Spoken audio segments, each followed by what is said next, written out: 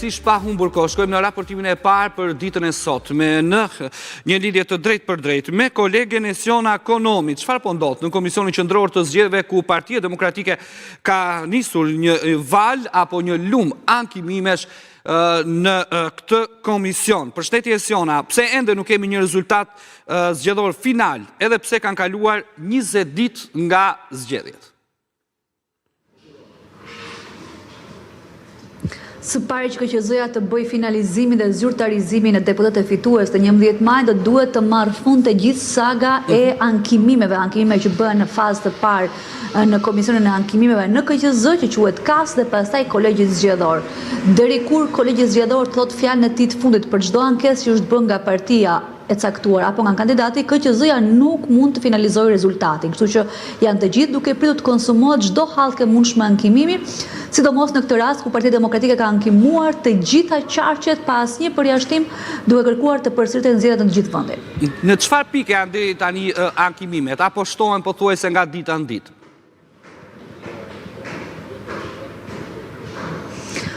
Partia Demokratike ka ankimuar çdo qark të vendit, kështu që KAS-i, që është shkalla e parë që vlerëson këto ankesa, është duke shqyrtuar hap pas hapi secilin qark.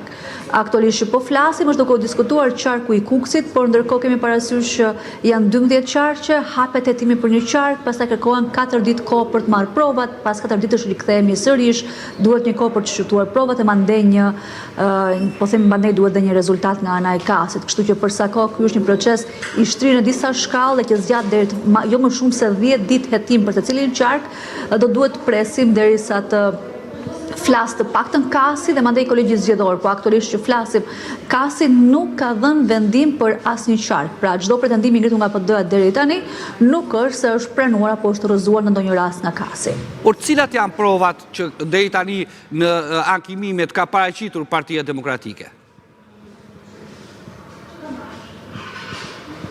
Nëse i shikojmë të 12 ankimimet, ato ngjajnë si një kopje e njëra tjetrës në strukturë dhe në logjik. Partia Demokratike ka disa ide kryesore që bazohen kryesisht së pari te përdorimi i shtetit dhe administratës për Partinë Socialiste në favor të saj, apo përdorimi i bandave, si dhe deformimi i votës së diasporës. Për të gjitha këto pretendime që janë një lloj për çdo qark, Partia Demokratike ka si provë të pandryshueshme raportin e OSB Odirit. Pra, konkluzionet që dha Odiri një ditë pas zgjedhjeve mbi cilësinë e votës së 11 maj. Pra, kjo është një provë që shoqëron çdo qark të mundshëm që kërkohet të shpallen të pavlefshme zgjedhjet. Pastaj, sa u takon provave se si e mbështet PD-ja këto kërkesa që ka, pra që thotë u përdorën bandat, u përdor krimi, u përdor shteti, u përdorën burimet e administratës, zakonisht janë dy tipologji. Tipologjia më dominuese është që Partia Demokratike ka marrë lajme të ndryshme nëpër media apo nëpër portale, i ka printuar ato dhe i paraqet në KAS si prova që sipas saj provojnë që është bërë abuzim me zgjedhjet. Pra, shtylla e parë e provave janë lajme nga mediat, që janë lajme publike. Shtylla e dytë e provave ka të bëjë kryesisht me ankesa që KQZ-s i kanë ardhur apo PD-ja ka bërë në mënyrë ndryshme ndaj institucioneve të ndryshme për krime zgjedhore. Pra gjatë fushatës PD-ja është ankuar, po themi në SPAK, apo është ankuar në KQZ, apo është ankuar në ndonjë organ tjetër se në X qytet po shtrohet asfalt elektoral sipas saj. Pra, tipologjia provave është 1, raportime mediatike, lajme në media, 2, denoncime që i ka bërë vetë PD-ja. Dhe mbi këto i kërkon KAS-it të shpallë të pavlefshme zgjedhjet në mbar vendet dhe të përsërisë ato. Duke u nisur nga këto ankimime dhe nga këto kërkesa, ka ndonjë vendim deri tani për hapjen e ndonjë kutie?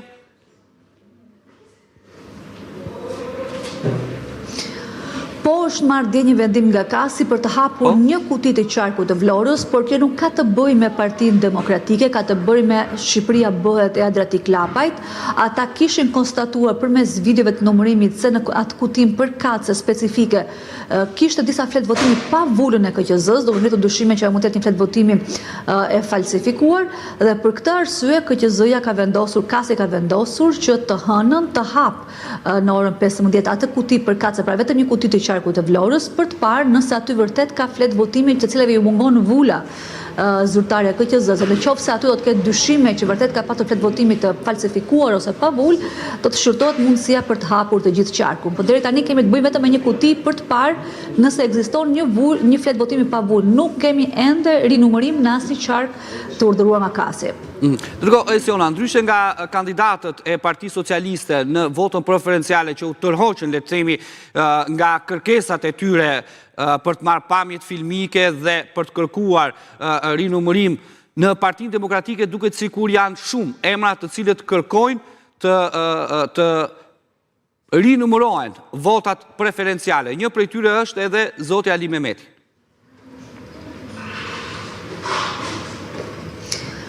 Së pari, mandati i zotit Ali Mehmeti është një mandat specifik, sepse është mandati dikujt që ka marrë mbi 18.000 vota dhe nuk ka dalë fitues në Partinë Demokratike. Kështu që nëse është e paqartë nëse ai mendon që duhet hyja ai në parlament në raport me zonjën Tabaku, apo duhet që PD-ja të kërkoj vota për t'ia marrë partisë mundësia mandatin e saj dhe të fitojë Ali Mehmeti. Pra, ngjelet e paqartë ku kërkon PD të shikohet tjetërsimi i votës. Është brenda partisë, pra komisionerët i kanë dhënë vota më shumë se ç'duhet zonjës Tabaku, apo është mes PD-s dhe partisë mundësia.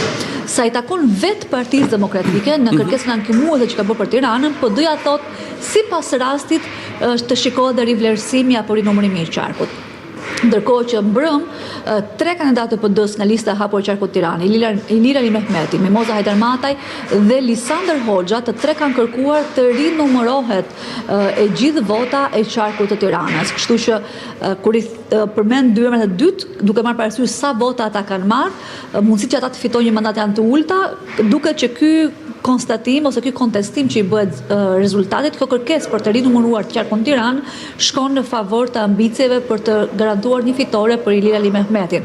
Por a është një fitore kjo që synon të lërë Tabakun jashtë, apo është një fitore që synon të merret partisë mundësia, do duhet parë si e shqyrton kasi. Pasi edhe për këtë, kas nuk ka marrë ende, nuk e ka ardhur akoma rada qarkut Tiranë, që kas të marrë një vendim nëse ka apo jo rinumërim të votave të qarkut Tiranë, të gjithë votave, apo vetëm votave të pavlefshme, siç ka qenë një ide fillestare e PD-s.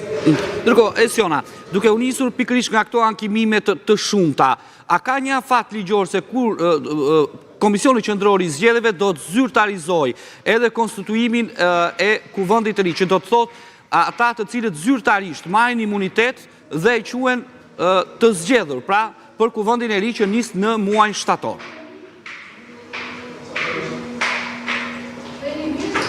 Të gjithë ata që kanë dalë fitues nga 11 maj nuk janë ende zyrtarisht deputet. Pra mandati i tyre fillon të ushtrohet në kuptimin e fitimit të gjitha benefiteve që ta kanë, imunitetit dhe çdo gjë tjetër.